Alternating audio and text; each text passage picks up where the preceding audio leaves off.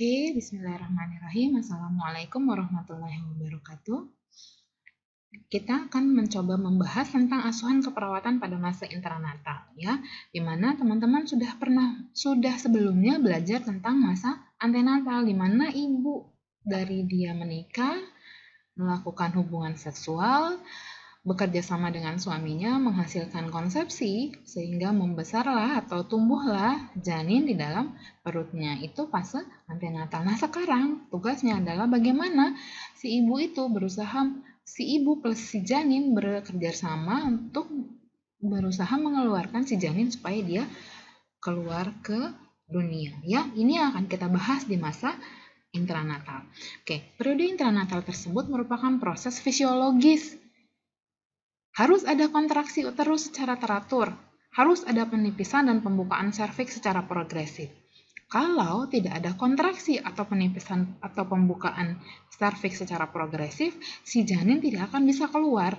Si janin tidak akan punya kekuatan untuk dia mencari atau melewati jalan lahir, ya. Jadi kalau tidak ada kontraksi dan tidak ada pembukaan serviks, kita harus cari penyebabnya apa. Dan penolong persalinan pasti juga akan bingung keadaan apa yang menyebabkan ini terjadi. Oke, fase-fase persalinan. Ada beberapa fase, ada 4 fase. Fase inhibitor. Fase inhibitor kalau kita lihat di bawahnya itu fase 0 atau fase tenang, di mana tidak ada kontraksi sama sekali. Kontraksi, oke, kontraksi itu apa? Kalau teman-teman pernah mendengar, ibu yang mau lahiran pasti dia akan berasa sakit atau mules di sekitar perutnya kan? Nah, itu yang disebut dengan kontraksi, di mana ada irama uterus yang terjadi secara progresif dan terus-menerus bertujuan untuk mengeluarkan hasil konsepsi. Dalam fase tenang atau fase 0 tidak ada kontraksi. Jadi inhibitor ini pada saat si wanita, si perempuan sedang hamil. Ya, dilanjutkan dengan fase 1, fase aktivasi. Ini awal masuk ke fase intranatal. Di fase aktivasi ini nanti ada beberapa kala, ya. Nanti kita akan bahas ada beberapa kala di persalinan. Ini masuk ke kala 1 fase laten. Nanti kita juga akan bahas apa sih itu fase laten, apa itu kala 1, ya. Oke, kita lanjut ke fase 2. Fase 2 inilah yang terjadi pertarungan sengit si ibu dan bekerja sama dengan janinnya untuk mengeluarkan janinnya tersebut. Ini di fase 2 atau fase simulasi. Hormon yang paling berperan adalah prostaglandin dan oksitosin. Kalau kedua hormon ini tidak timbul, tidak akan terjadi kontraksi. Ya, selama hamil tadi dia dijaga oleh estrogen. Prostaglandin dan progesteronnya kecil sekali, tetapi pada saat dia harus mengeluarkan janinnya, prostaglandin ini bekerja sama dengan oksitosin, dia menimbulkan kontraksi sehingga si janin bisa dikeluarkan, ya.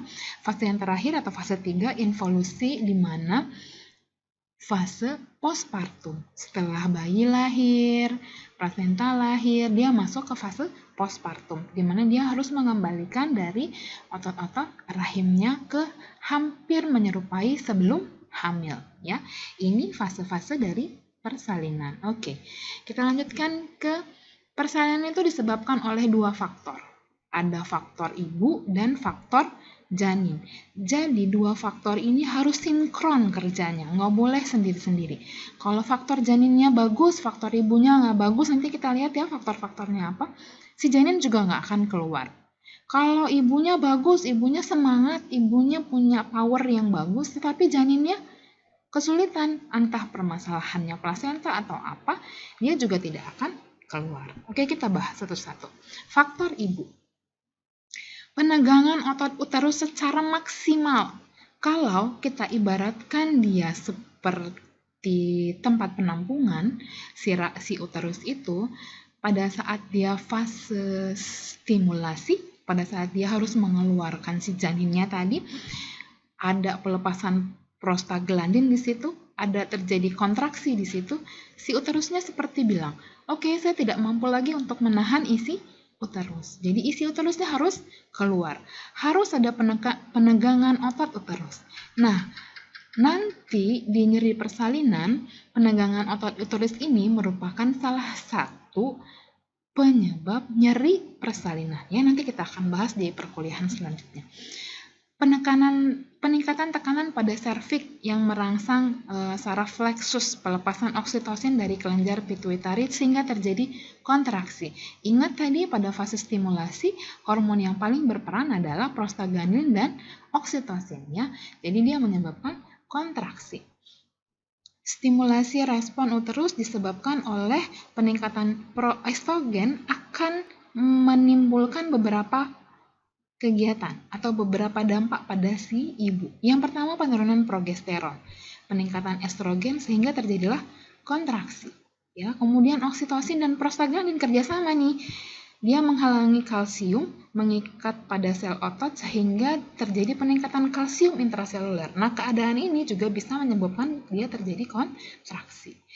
Kemudian terakhir, peningkatan level oksitosin dari penyebaran serviks. Oke, ini yang terakhir itu faktor janin, di mana ada beberapa teori yang menyebutkan bahwa salah satu teori terkait dengan persalinan itu adalah penuaan usia plasenta. Jadi si plasentanya sudah tidak mampu lagi bekerja nih, dia udah cukup bekerja 9 bulan 10 hari ya untuk memberikan nutrisi, oksigen dan segala macamnya dari ibu ke janin. 9 bulan 10 hari sudah dianggap tua bagi plasenta usianya. Nah, ini penuaan usia plasenta ini menyebabkan kontraksi sehingga janinnya berusaha untuk mengeluarkan diri dari uterusnya ya. Sintesis prostaglandin dari membran janin. Si janin juga punya prostaglandin dari membran janin dan desi2-nya. Desi2 itu di daerah plasenta ya, menyebabkan kontraksi juga. Kelenjar adrenal si janin juga memproduksi kortisol janin sehingga meningkatkan dan mempengaruhi plasenta untuk menurunkan secara perlahan progesteron pada uterus sehingga meningkatkan prostaglandin yang menstimulasi kontraksi uterus. Ya, ini beberapa faktor dari si janin. Nih. Kemudian kita lanjutkan ke tanda peringatan persalinan. Kalau teman-teman nanti melihat ada ibu-ibu dengan tanda-tanda seperti ini, berarti kemungkinan ibu-ibu tersebut sudah mau lahiran. Harus segera dibawa ke pusat pelayanan yang mampu dengan profesional menolong persalinan ya. Adanya lightening atau penurunan kepala janin ke dalam panggul. Nanti kita lihat bagaimana sih penurunan kepala janin ke dalam panggul ya. Ini juga nanti akan dijadikan patokan pada kita pemantauan kesejahteraan janin pada partograf ya. Kontraksi Braxton Hicks. Ada kontraksi yang hilang timbul tapi tidak disertai dengan pengeluaran lendir atau pengeluaran darah. Ini kontraksi Braxton Hicks ya. Pelembutan atau penipisan dan dilatasi serviks. Serviks itu mulut dari porsio, sehingga itu yang digunakan untuk mengukur sudah berapa besar sih porsio yang maksimalnya 10 cm itu dia membuka. Ya, peningkatan rabas vagina. Kalau tidak ada dilatasi serviks berarti ada kemungkinan dia belum ke fase persalinannya. Rabas vagina itu pengeluaran dari vagina. Mungkin dia ketuban, mungkin dia lendir disertai darah. Itu ada lagi pengeluaran lendir disertai darah ya. Tekanan pada nervus ischiadicus sehingga menyebabkan nyeri yang sangat nih nantinya pada ibu. Peningkatan frekuensi berkemih karena kepala janinnya sudah menekan ke vesika urinaria. Dorongan energi untuk mengedan. Jadi semakin sakit ibunya, semakin lama kontraksi ibunya secara spontan ingin mengedan atau berusaha untuk mengeluarkan isi uterusnya ya. Kadang terjadi ruptur selaput ketuban, selaput amnionnya ya. Oke, lanjut ke jenis-jenis persalinan. Persalinan ada 3, spontan, normal, tanpa ada penyulit apapun. Persalinan dengan buatan, dengan indikasi gawat janin, perdarahan pervaginam, ya, atau persalinan dengan anjuran. Mungkin ini indikasi salah satunya postmatur atau kelainan anatomis dari rahimnya, uterusnya, ya. Ini beberapa komponen proses persalinan. Yang keempat ini harus bekerja sama dengan baik sehingga dia mampu mengeluarkan si janin. Oke, kita cek satu-satu. Power atau tenaga.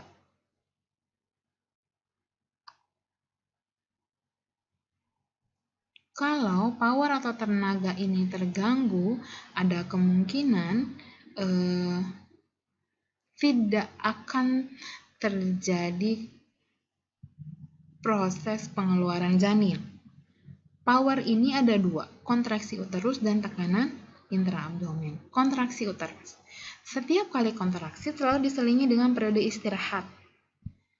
Periode istirahat itu digunakan tubuh ibu untuk mengejar penurunan darah yang menuju plasenta dan uterus. Karena selama kontraksi itu ada sekitar lebih kurang 500 ml darah yang terhenti ke uterus dan plasenta. Jadi 500 ml darah yang membawa oksigen dan nutrisi itu berhenti, nggak dialirkan ke plasenta, otomatis tidak dialirkan juga ke janin ya. Ini fase kontraksi ya, di mana fase kontraksi itu ditandai ibunya nyeri, kemudian dia biasanya mengeluhkan perutnya seperti mulas ya. Ini disebutnya dengan kontraksi. Penilaian kontraksi itu ada 3. Frekuensi, seberapa sering kontraksi terjadi, diukur mulai dari terasa satu peningkatan kontraksi ke terjadi kontraksi berikutnya ya. Kemudian durasi, berapa lama sih durasi satu kali kontraksi itu dirasakan oleh si ibu, itu namanya durasi. Intensitas, dia kuat atau lemah ya, ini disebutnya dengan intensitas. Ini power. Yang kedua adalah tekanan intraabdominal, di mana peningkatan kontraksi otot volunter menyebabkan pengempisan uterus dan peningkatan kekuatan untuk mengeluarkan kontraksi uterus. Jadi dia si uterus seperti meremas si janin supaya keluar ya, itu tekanan intraabdominal. Ini faktor yang kedua itu passenger, si penumpangnya, berarti si janinnya ya. Si janin itu dia harus mampu ngelewatin jalan lahir. Jadi kalau teman-teman bayangkan kepala bayi yang keluar dari vagina ibu dari jalan lahir yang maksimalnya 10 cm, si bayi harus berusaha keluar dari sana. Berarti ada apa sih yang terjadi pada bayi? Ya, nanti kita akan lihat. Kemudian kaitannya dengan passenger atau janin, kita akan melakukan pengkajian janin nantinya ya. Ada kepala, letak, sikap, presentasi, dan posisi janin. Di mana kelima faktor ini yang akan mempengaruhi si janin keluar. Ya, oke, kita lanjutkan. Ini ada video terkait dengan yang tadi pengkajian janin ya. Coba kita Mechanism of labor. Basic obstetric terminology. Before we discuss the mechanism of labor, we shall briefly discuss about the basic obstetric terminology, which would help us in understanding the baby's position in relationship with the maternal pelvis. Fetal lie. Fetal lie can be described as the relationship of the cephalocaudal axis or long axis or spinal column of fetus to the long axis of centralized uterus or maternal spine. Fetal lie can be of 3 types: longitudinal, transverse and oblique. Longitudinal lie with cephalic presentation. The fetal lie can be described as longitudinal when the maternal and fetal long axes are parallel to each other. The fetus can be longitudinal lie either in cephalic position or in breech position. Transverse lie. The fetal lie can be described as transverse when the maternal and fetal long axes are perpendicular to each other. Oblique lie. The fetal lie can be described as oblique when the maternal and fetal long axes cross each other obliquely or at an angle of 45 degrees. the oblique lie is usually unstable and becomes either longitudinal or transverse during the course of labor. Fetal presentation. Fetal presentation can be described as the fetal body part, which occupies the lower pole of the uterus and thereby enters the pelvic passage first. Fetal presentation is determined by fetal lie and may be of three types: cephalic, podalic, or shoulder. Different types of cephalic presentation. Depending on the part of fetal head which presents first in the birth canal, cephalic presentation can be of various types such as occiput or vertex presentation, brow presentation, face presentation, sinciput presentation, etc.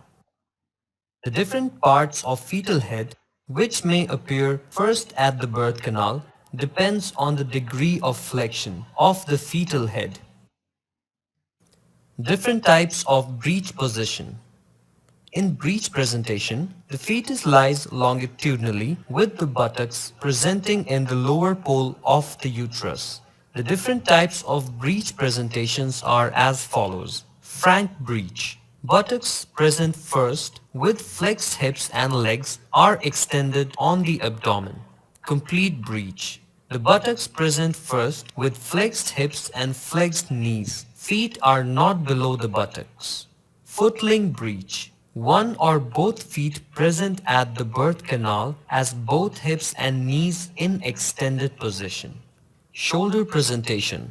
Transverse lie is an abnormal fetal presentation in which the fetus lies transversely with the shoulders presenting in the lower pole of the uterus. In this presentation, long axis of the fetus is perpendicular to the maternal spine. As a result, the presenting part becomes the fetal shoulder. The denominator is the fetal scapula. Depending on whether the position of fetal scapula is anterior, posterior, superior or inferior, the following positions are possible. Dorso-anterior position. This is the most common position where the fetal scapula lies anteriorly. Dorso-posterior position. In this position, the fetal scapula lies posteriorly. Dorso-superior position. In this position, the fetal scapula is directed superiorly. Dorso-inferior position. In this position, the fetal back is directed inferiorly. Depending on the position of the fetal head, the fetal position can be described as right or left. Vertex or occiput presentation. When the head is completely flexed onto chest, smallest diameter of the fetal head presents. In these cases, the occiput is the presenting part, which can be directed anteriorly, posteriorly, or laterally. This could be either directed to the left or towards the right. Occiput anterior presentation. In cases of occipito-anterior position on vaginal examination, the sagittal sutures lie in one of the oblique diameters of the pelvic inlet.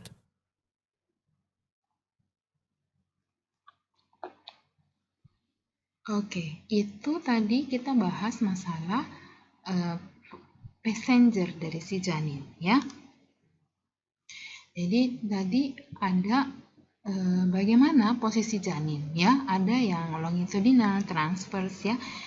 Ada yang presentasi kepala, presentasi bokong, dan saya pernah nemu kasus bahwa nolong persalinan presentasi bokong satu kaki udah keluar. Jadi bagaimana kita mengusahakan untuk mengeluarkan kaki selanjutnya, baru mengeluarkan bagian tubuh yang lainnya, ya. Tetapi bagian tangan tuh persalinan bokong agak beresiko, ya. Kita harus mengeluarkan, berhati-hati mengeluarkannya karena bagian bahu sampai dengan kaki itu merupakan bagian yang lebih kecil daripada bagian kepala. Yang ditakutkan dari persalinan bokong adalah bagian seluruhnya udah keluar, kepalanya ya tidak mampu keluar, ya. Jadi untuk menolong persalinan yang bokong harus dilakukan secara harus memiliki pengalaman yang lebih dalam menolong persalinan. Oke, kita lanjut ke jalan lahir, ya.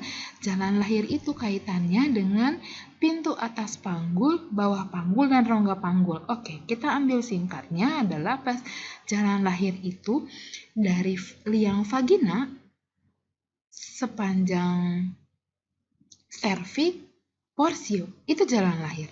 Ya, jadi itu yang nanti akan dinilai juga selama kita melakukan pemantauan pada kelas 1.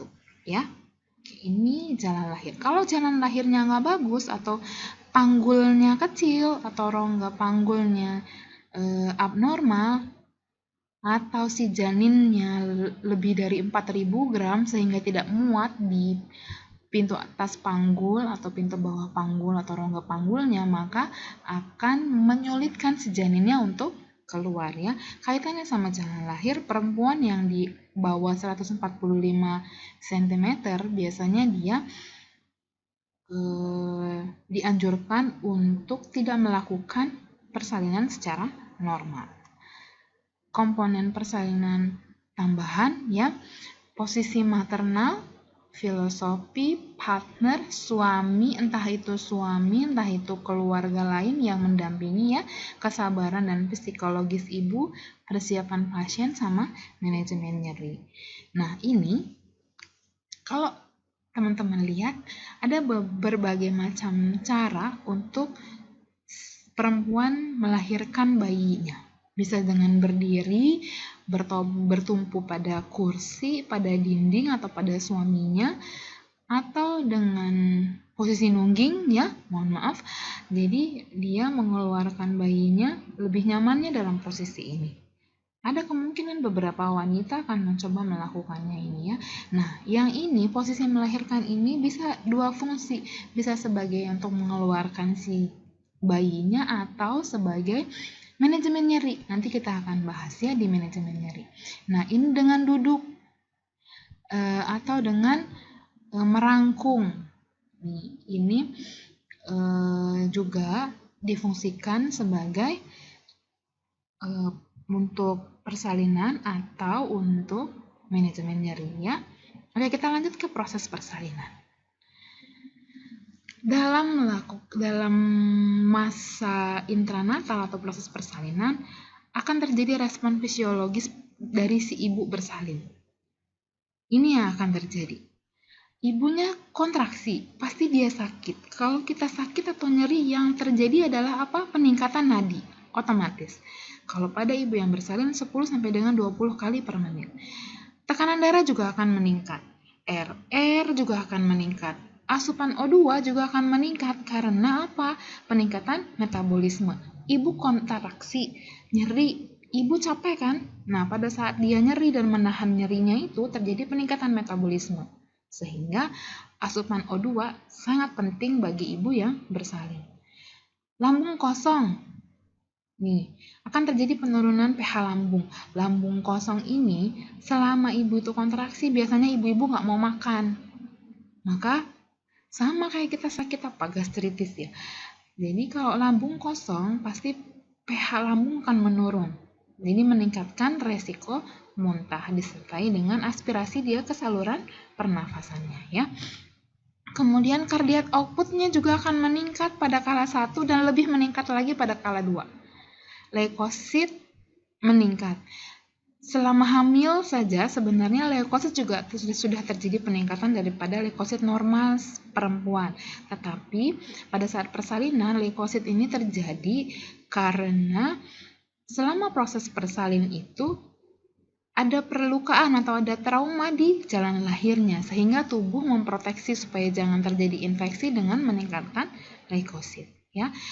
Selanjutnya gangguan lambung dan penurunan asupan makanan karena peningkatan rasa mual dan muntah pada fase transisi. Temperatur juga kemungkinan akan meningkat, aktivitas otot juga akan meningkat. Basal metabolik meningkat pas kadar gula darah menurun karena adanya stres persalinan. Ya, makanya ini untuk yang terakhir ada penurunan kadar gula darah ini biasanya habis lahiran ibu-ibunya menggigil karena simpanan gula darahnya udah habis waktu dia menahan nyeri pada saat dia kontraksi ya. Nih. Faktor yang mempengaruhi psikologis ibu bisa terjadi.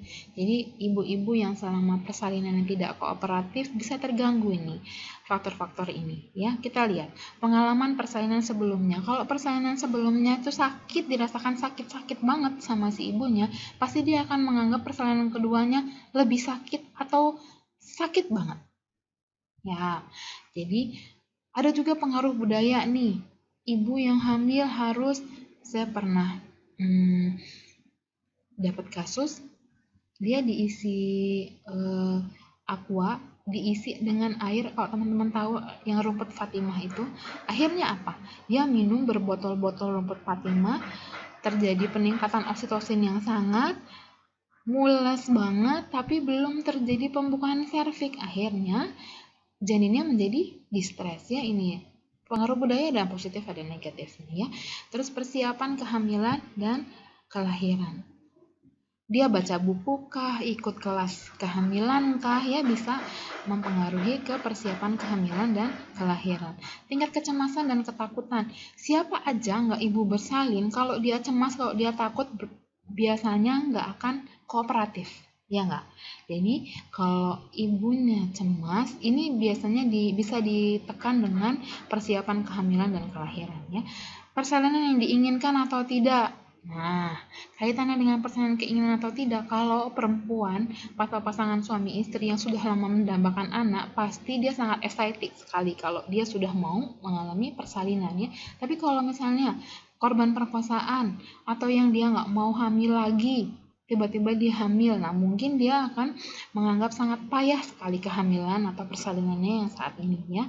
Dukungan selama persalinan, ada atau tidak yang mendampingi, orang tua kah, mertua kah, suami kah, adik atau siapapun, kaitannya dengan dukungan selama persalinan. Termasuk dari petugas kesehatannya, dukungan selama persalinan. Kalau di luar negeri ada yang namanya daula, jadi pendamping orang sakit. Nah, selama proses bersalin ini, kalau dia tidak ada keluarganya apa segala macam, biasanya akan didampingi oleh si daula. Jadi daula yang akan memberikan manajemen nyerinya, memenuhi kebutuhan nutrisinya ya. Olahraga selama kehamilan juga akan mempengaruhi psikologis ibu. Kelelahan atau keletihan juga sangat akan mempengaruhi psikologis ibu. Coba aja kita, kalau lagi lelah, bawaannya pengen marah. Sama seperti dengan ibu mau melahirkan. Kalau dia lelah atau letih, pasti dia tidak akan kooperatif dengan proses persalinannya ya. Kemudian respon janin terhadap persalinan. Akselerasi DJJ dan deselerasi gerakan janin. Peningkatan denyut jantung dan penurunan gerakan janin. Normalnya gerakan janin itu 10 kali dalam sehari. Kalau dia sudah masuk pintu atas panggul, kemungkinan akan berkurang gerakannya. Deselerasi gerakan janin. Penurunan sirkulasi dan perfusi ke janin selama kontraksi. Ingat tadi lebih kurang 500 mili darah yang berhenti ketika kontraksi. Ya, jadi itu berpengaruh ke sirkulasi dan perfusi janin. Penurunan kemampuan bernafas janin dan penurunan tekanan O2. Nanti ini kaitannya dengan respon atau adaptasi dari BBLR. Ya, nanti kita akan belajar ini. Peningkatan CO2. Nanti peningkatan CO2 dan penurunan O2 ini akan merangsang ke respon bernafas janin pertama kali. Ya, jadi ini keadaan ini digunakan untuk melakukan adaptasi selanjutnya dari si janin. Oke, kita lanjutkan ke asuhan keperawatan intranatal. Di intranatal ada 3 kala. Kala 1 di mana kita nunggu ini dari bukaan serviknya 0 cm sampai dengan 10 cm. Ini kala 1. Kala 1 ini ada 3 fase. Nanti kita akan lanjutkan ya. Kala 2 ini dari bukaan 10 cm sampai dengan bayi lahir. Kala 3 dari bayi lahir sampai dengan plasenta lahir. Kala 4 dari plasenta lahir sampai dengan 2 jam postpartum. Oke, kita coba bahas dengan video ini ya. Di video ini akan dibahas ada 3 fase saja ya. Nanti fase keempat akan dilengkapi. Fase pertama itu dimana ibu, saya bilang tadi, dia dari bukaan serviks 0 cm sampai dengan 10 cm. Berarti pada saat ini yang kita nilai adalah penipisan dan pembukaan serviks atau rabas vagina yang keluar dari si ibu. Ya, biasanya kala 1 ini 8 jam sampai dengan 12 jam tergantung dari primipara atau multivara si ibu yang bersalin. Nah, kala 1 ini ada 3 fase. Yang pertama, fase laten di mana bukaan serviks itu 0 sampai dengan 4 cm. Fase aktif di kala 1 di mana bukaan serviks itu 4 sampai dengan 8 cm. Ya, nanti fase yang terakhir adalah, nah ini fase aktif. Fase aktif di mana sudah terjadi bukaan serviks nih 4 sampai dengan 8 cm. Nah, fase yang terakhir itu adalah fase transisi. Ada beberapa buku yang baginya jadi 3, ada beberapa buku yang cuma baginya jadi 2 ya. Ini fase kala 2. Kala 2 di mana bayi dari bukaan lengkap ya, fase transisi tadi 8 sampai dengan 10 cm. Jadi di mana dari bukaan lengkap sampai dengan bayi lahir. Bagaimana si ibu mengedan dengan baik, posisi si janin akan melakukan pergerakan sehingga ini teman-teman lihat ada head crowning. Head crowning ini dijadikan panduan penolong persalinan untuk membantu atau memandu ibu untuk mengedan. Kala 3, pelepasan plasenta. Kala 3 itu ditandai dengan tali plasenta yang lebih memanjang, kemudian ada semburan darah yang singkat, dan uterusnya membulat. Ya, kalau sudah dalam posisi tersebut berarti si plasentanya sudah siap untuk dikeluarkan. Ada masih kontraksi di sini, tapi tujuannya untuk mengeluarkan plasenta, tapi dia tidak akan sekuat dari kala 1. Ya, ini untuk setiap kala dari, sedangkan kala 4 setelah plasenta lahir sampai dengan 2 jam postpartum. Ya. Nah, ini dibahas juga terkait dengan di kala 2 ini. Kala 2 ini ada beberapa pergerakan janin, disebutnya cardinal movement. Cardinal movement itu ada engagement, descent, fleksi, internal rotasi, extension, external rotasi, expulsion. Ya, ini tadi kita bahas di presentasi kepala, presentasi yang komplit. Ada yang moderat, ada yang pur, ada yang pur ekstensi. Untuk lebih mudah dia lahir normal, ada ya yang komplit ya. Ini coba kalau kita lihat, ini posisi engagement, descent, dan fleksi, di mana kepala janin berada biasanya pada kala 1, kita akan nilai itu yang ini. Ya, kepala janin. Ini yang bentuk descent ya, di mana kepala janin melakukan putaran sehingga kita bisa melakukan penilaian nantinya apakah dia sudah masuk rongga. Ini kaitannya dengan nanti bidang Hot. Ada bidang Hot di penilaian bidang Hot ya. Kemudian nih, penurunan engage itu penurunan ya, descent. Nah, itu kalau kita nilai dari luar juga bisa. Nih, ini fleksi. Dia melakukan fleksi, kepalanya ada fleksi terjadi di situ ya. Kemudian nanti dilanjutkan dengan internal rotasi. Coba kita lihat posisi internal. Sepertinya tidak ada perbedaan antara engage, descent, dan fleksi. Tapi nah, ini internal rotasi. Di mana coba kalau teman-teman lihat, ini perubahan dari posisi kepala menjadi posisi seperti ini sehingga dia siap untuk menembus si vagina dan porsionya. Ini disebut dengan internal rotasi. Nah, ini ekstensi, di mana kepala bayi sudah crowning dan berusaha untuk sudah keluar nih kepalanya. Jadi nanti penolong persalinan membersihkan jalan nafasnya dan mengecek tali pusatnya. Itu ekstensi. Nanti kita tinggal tunggu aja terjadi eksternal rotasi sehingga bisa dilakukan penolongan persalinan ya. Ini kita tinggal berusaha untuk mengeluarkan bahu dan bagian dari tubuh si janin.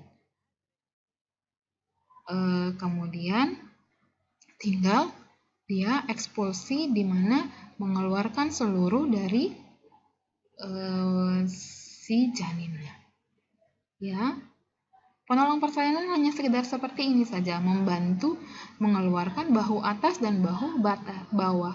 Hanya membantu, tidak menarik atau tidak melakukan intervensi berlebihan pada janinnya. Oke, ini beberapa diagnosa keperawatan yang bisa muncul di kala 1. Ya, yang paling besar adalah nyeri. Kala 2 masih tetap ada nyerinya, tapi yang lain juga ada. Kala 3, kala 4. Oke, hari ini kita cukupkan sampai sekian, tapi ini hanya pemaparan dari saya. Ya, kalau teman-teman masih ada yang ingin ditanyakan atau masih kurang terkait dengan materi hari ini, teman-teman bisa mengajukan pertanyaan di forum yang saya buat. Ya, jadi teman-teman bisa mengajukan pertanyaan di sana. Nanti saya akan coba jawab di sana. Oke, semoga bermanfaat untuk kita semua. Semoga jadi pembelajaran baru dan mempersiapkan untuk pembelajaran besok-besoknya ya terkait dengan blok reproduksi. Oke, saya akhiri. Assalamualaikum warahmatullahi wabarakatuh.